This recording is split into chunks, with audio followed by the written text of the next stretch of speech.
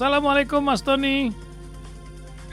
Waalaikumsalam warahmatullahi wabarakatuh, Pak Iksan. Wah, apa kabar? Sehat Mas Tony pagi hari ini ya? Alhamdulillah sehat walafiat. Doanya Pak Iksan dan seluruh pendengar Rasil di manapun berada. Nah, Mas Tony, ini ada beberapa hal yang kita ingin perhatikan nih ya, dari kacamata radio kita. Ingin tahu pendengar itu tentang Lampung. Ini ada sebuah peristiwa besar ya, Muktamar Nahdlatul Ulama. Para Nahdliyin akan berkumpul di Lampung. PWNU sudah bilang siap. Lantas beberapa tokoh juga sudah menyampaikan respon, sudah berbagi kisah. Tapi maju mundur atau mungkin ada kerumunan tapi mic-nya akan mundur-mundur lagi, atau bagaimana kisahnya? Mungkin Mas Tony sebagai Nahdliyin juga bisa memberikan penerangan kepada para pendengar radio Silaturahim. Silakan Mas Tony. Ya, berkaitan dengan rencana pemerintah akan menaikkan masa pandemi ke level 3 ini, ya, karena potensi adanya kerumunan pada Natal dan Tahun Baru, sehingga beberapa event yang kebetulan berdekatan dengan hari-hari itu, kemudian mencoba untuk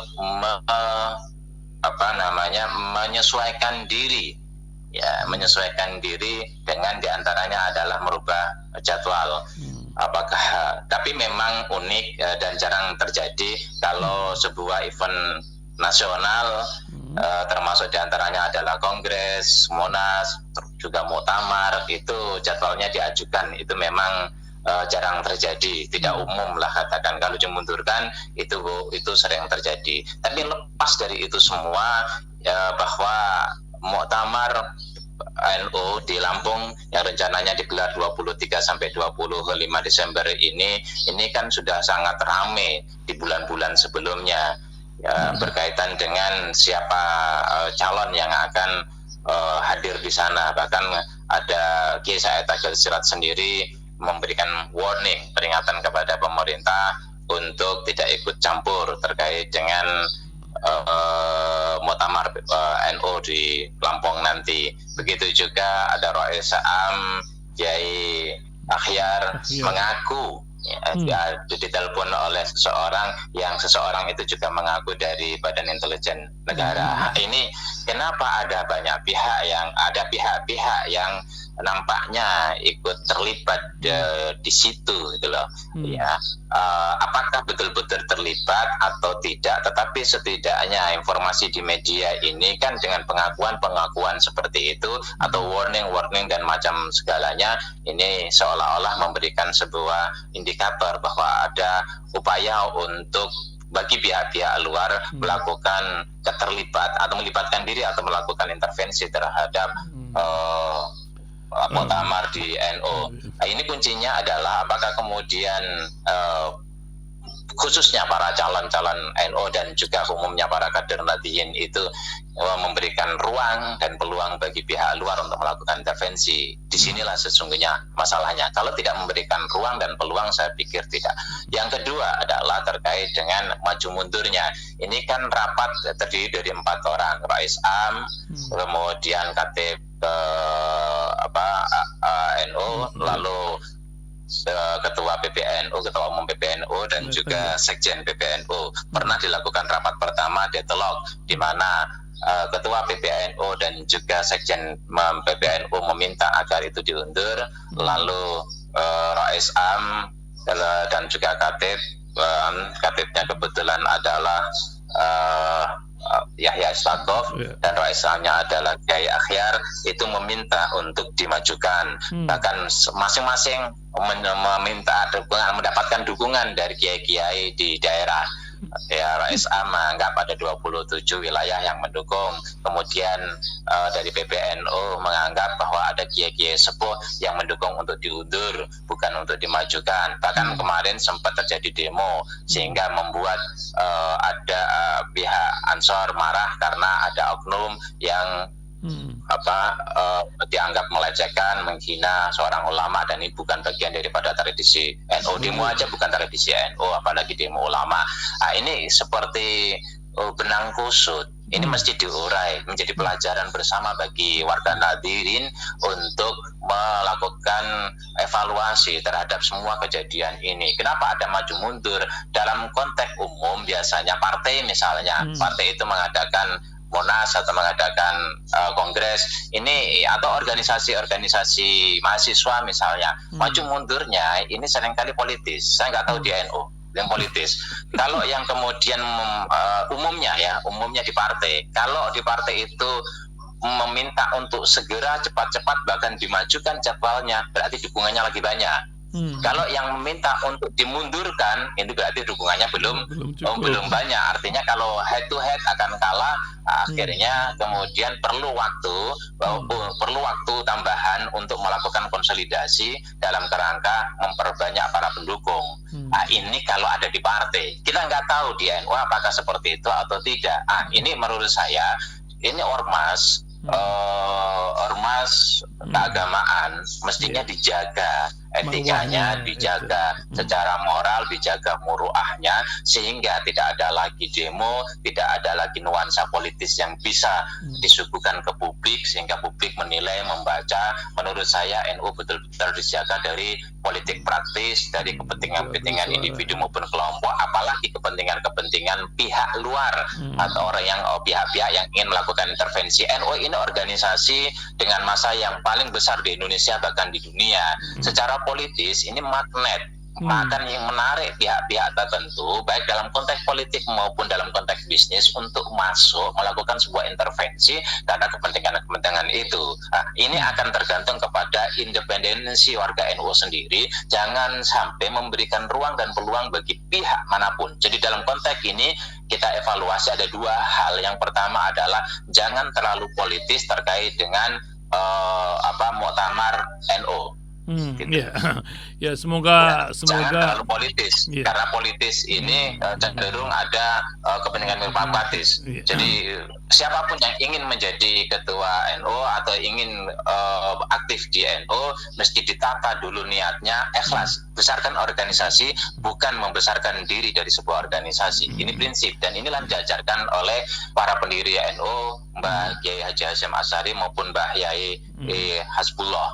Ini yang harus mau diwarisi oleh seluruh warga NU, terutama yang mereka ingin aktif dan kemudian mendorong lokomotif NU ini agar betul-betul mewarnai umat dan memberikan kontribusi signifikan terhadap perjalanan bangsa dan negara. Yang kedua, tidak boleh ada intervensi dari pihak manapun, dan NU semua warganya, semua kadernya, semua pengurusnya harus menjaga ini rapat-rapat untuk tidak diintervensi oleh siapapun, apalagi ini menjelang Pilpres 2024 yang sudah mulai memanas. Tentu akan ada pihak-pihak yang memerlukan dukungan NU, suara NU untuk di Pilpres. Itu Pak Ihsan.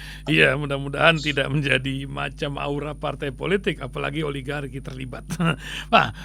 Mas Tony, kita lihat tema lain ini, Mas Tony. Memang ini sejarah akan menjawab ini perkembangan ke depan. Mudah-mudahan Allah melindungi kita. Nah, perkembangan dari pergerakan para buruh di berbagai tempat, banyak demo di macam-macam tempat ini ya. Urusan upah buruh yang baru saja ditiup trompet berbarengan dengan putusan MK pula lagi ya. Urusan cipta kerja, lapangan kerja. Dulu dipleset dengan cilaka.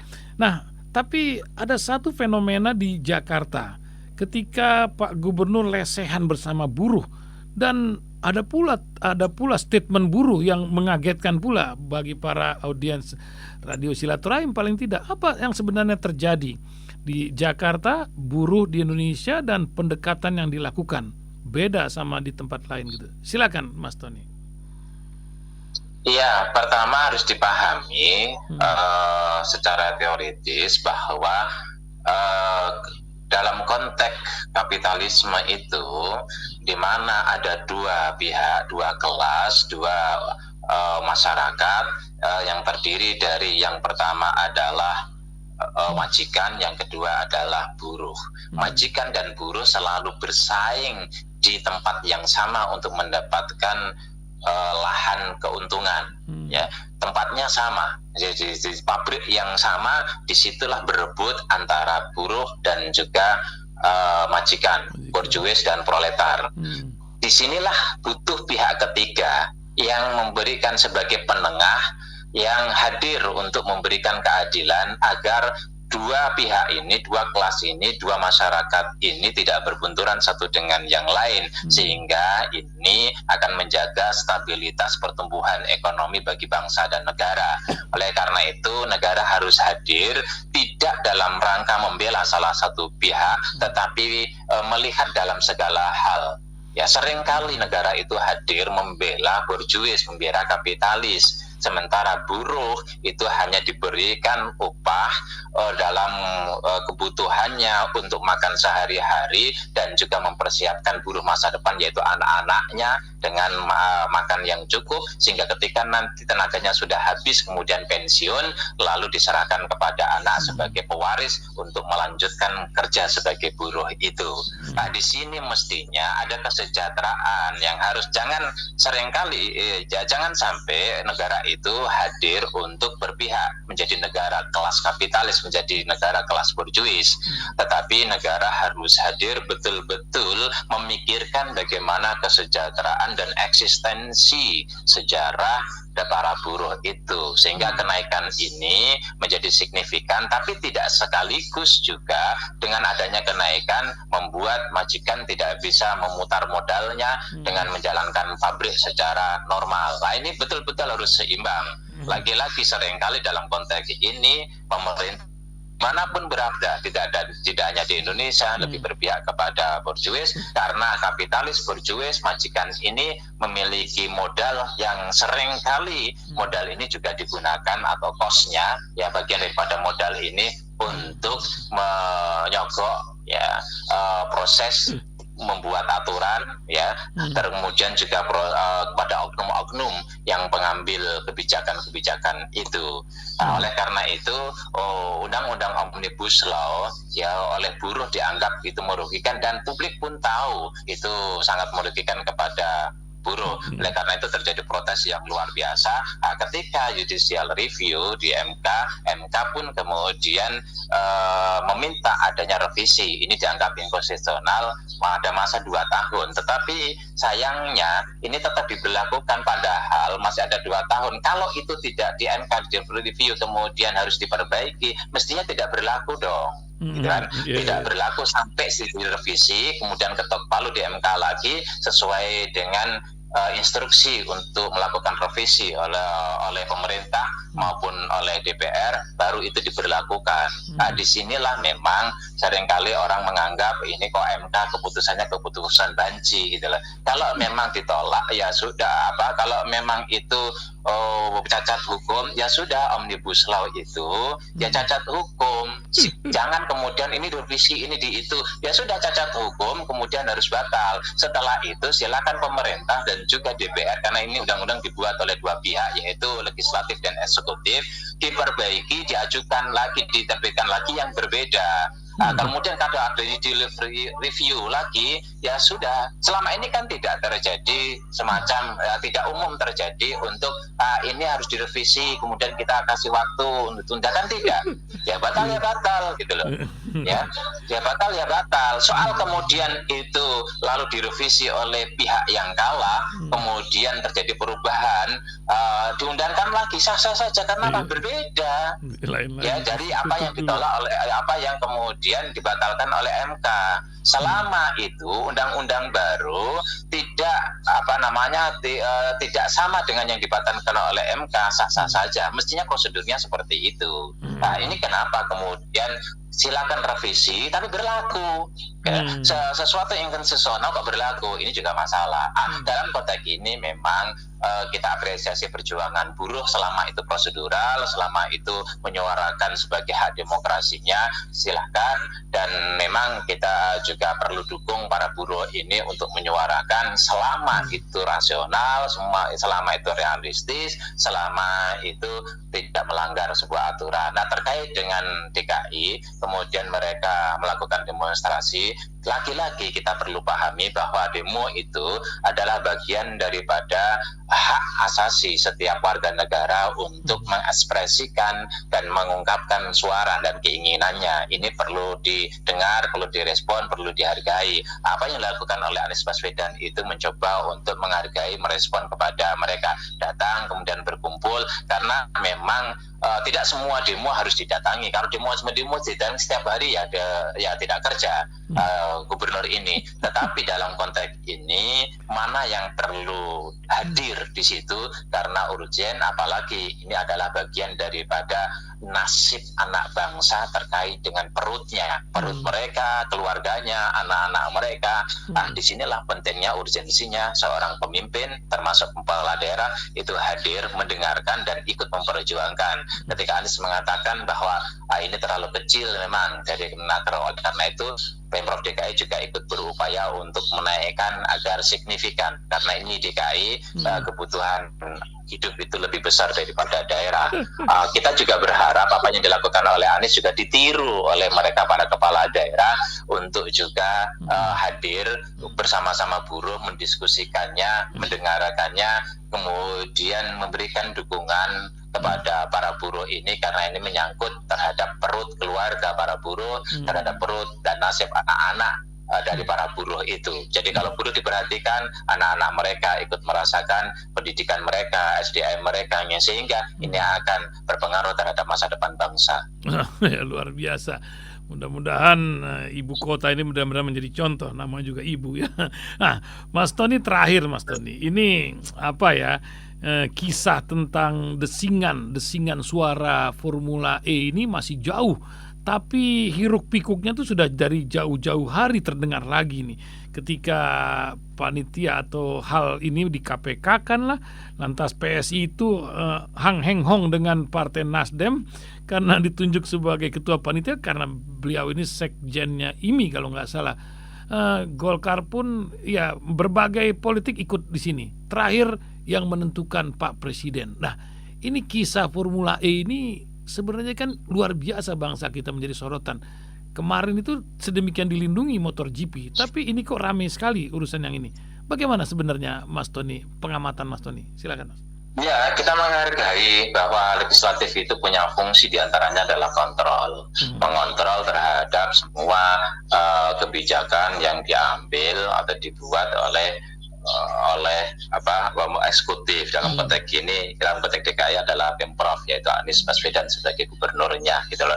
Jadi kita hargai. Tapi kalau kemudian itu terkesan mencari-cari kesalahan, ini masalah. Dan memang publik tahu lah, ini terbuka semua bahwa Anies itu cari kelemahannya, Anies dicari kesalahannya, gitu kan. Kemudian Anies dihambat ketika ada sesuatu yang dilakukan dan itu potensial untuk membesar nama Anies. Karena apa yang dilakukan, satu, karena ada pihak-pihak yang masih belum move on, mereka sangat kecewa terhadap pilkada di 2017 kemarin, dan yang kedua adalah ada kepentingan bisnis di mana Anies susah untuk dinegosiasi dengan bisnis itu, bisnis dalam tanda kutip yang menabrak dan melanggar aturan, ya reklamasi diantaranya, dan yang ketiga adalah berkaitan dengan politik, yaitu Pilpres 2024.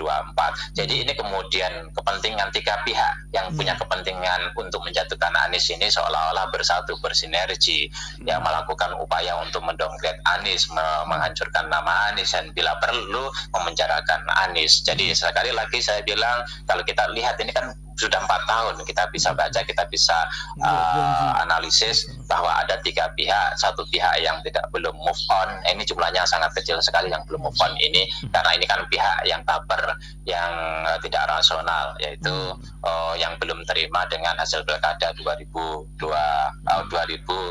Padahal ini udah sangat lama sekali, udah 4 tahun.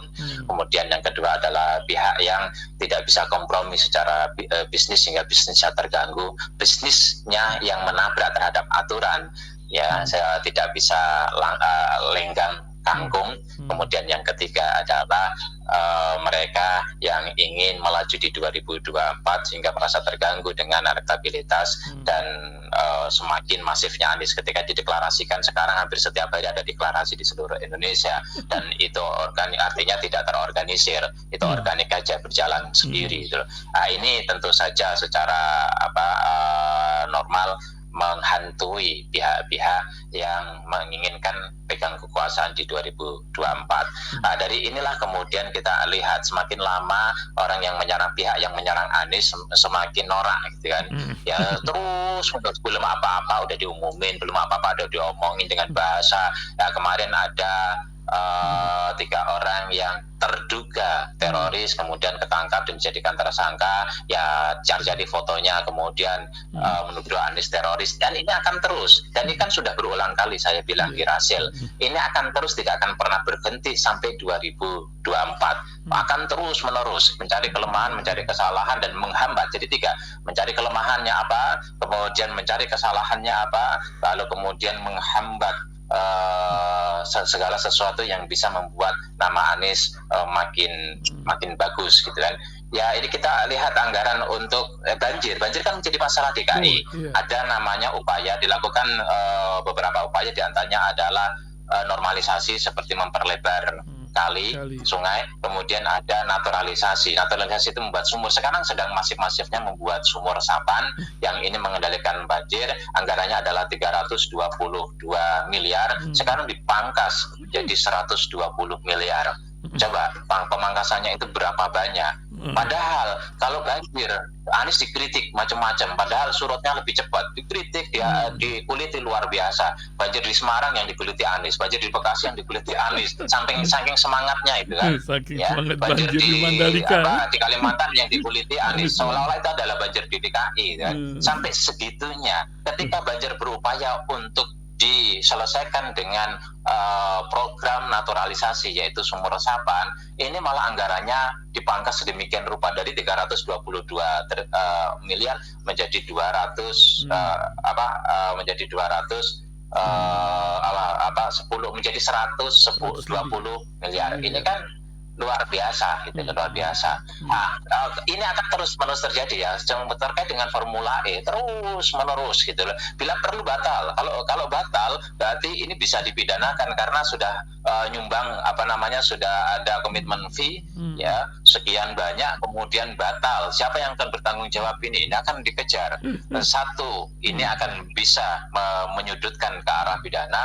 Yang kedua, ini juga bisa mendongkrak nama Anies karena menghambat, karena Formula E ini akan luar biasa mendapatkan perhatian publik, tidak hanya nasional tapi internasional. Tapi seringkali orang tidak sadar ini adalah kepentingan bangsa, kepentingan negara. Kalau kemudian ada imbas, ada feedback ke nama baik Anies, ya itu wajar. Siapapun yang akan jadi panitia, siapapun jadi kepala daerah, di mana tempat itu ada, kalau ketika sukses kena imbasnya lah, itu kan natural saja, itu alamiah saja. Tetapi yang harus diperhatikan adalah kepentingan bangsa. Ini kepentingan bangsa. Sampai ada orang yang mencoba untuk menghalang-halangi gubernur ketemu dengan presiden atau panitia ketemu dengan presiden. Bahkan ada yang mengusulkan itu, tolong, itu kan Sa'roni dari ketua panitianya itu dari Nasdem, tolong Surya Paloh copot dia. Apa hubungannya? Ini kan sudah tidak, menurut saya nggak bagus lah ya. Silakan berkompetisi ya, satu dengan yang lain secara politik, silakanlah mencari popularitas, tetapi harus diingat bahwa kepentingan bangsa ini harus dikedepankan meskipun kebetulan itu memiliki efek baik kepada rival kita. Tapi kalau itu sudah menyangkut kepentingan bangsa, mari kita dukung bersama. Ini kan juga punya kepentingan mengibarkan nama Indonesia di dunia internasional, kemudian bisa menarik investasi dalam rangka untuk pertumbuhan ekonomi Jakarta maupun pertumbuhan ekonomi nasional. Ini kan kepentingan bangsa yang nanti dapat feedbacknya bukan hanya Anies, Pak Jokowi juga dapat. Ini hubungan Pak Jokowi sama Anies juga baik-baik saja kok. Kenapa orang kemudian iri ya? Orang tidak ingin Pak Jokowi dengan Anies ini punya hubungan baik, sehingga pihak-pihak itulah mencoba untuk menghalang-halangi sebuah pertemuan. Kan ada juga, ada partai sama ormas pengen ketemu, nggak susah susah ketemu silaturahim. Kenapa? Ada partai yang lain mencoba untuk menggagalkan, menghambat jangan sampai si partai itu ketemu sama ormas ini karena akan mempengaruhi konstituen partai itu gitu loh. Ini kan kalau itu masih boleh lah gitu kan. Tapi juga nggak boleh juga sih sebenarnya karena kan ini silaturahim masa dihalang-halangi hanya karena suara gitu. Ini juga silaturahim dalam rangka untuk kepentingan bangsa antara Anies Baswedan dengan sebagai gubernur DKI gubernur ibu kota dengan Pak Presiden Joko Widodo sebagai Presiden Indonesia, antara panitia berkaitan dengan penentuan tempat, konsultasi dengan Pak Presiden, apa jeleknya, apa buruknya, seolah-olah ini kan dari awal Pak Presiden kan dilibatkan dan nanti ada kegagalan Pak Presiden kena. Ini kan pikiran anak-anak itu. Pikiran anak-anak ketika protes sama bapak nggak usah lah bapak ketemu sama itu nanti begini. Ya saya yakin Pak Jokowi itu cukup matang dan dewasa baik secara politik maupun sosial. Saya pikir tidak akanlah mendengarkan suara-suara yang menurut saya kekanak-kanakan itulah. Ya. Waduh, luar biasa memang nih. Kadang-kadang kita nih kayak masih kanak-kanak saja, permainan ini tambah lucu. Nah, terima kasih Mas Tony Rosid bincang-bincangnya. Itu satu hal itu. Ada yang mau Jadi sampaikan banyak politisi kita cara berpikir dan bersikap itu kekanak-kanakan. Ini perlu dicatat itu. Itu dia, itu. Macam orang ndak lulus taman kanak-kanak. Ingat kalimat Gus Dur zaman dulu ya, itu taman kanak-kanak. Oh, luar biasa. Iya, terima kasih Mas Tony bincang pagi hari ini. Semoga bermanfaat ya. Sampai ketemu lagi di hari Rabu mendatang. Assalamualaikum Mas Tony. Insyaallah. Waalaikumsalam warahmatullahi wabarakatuh.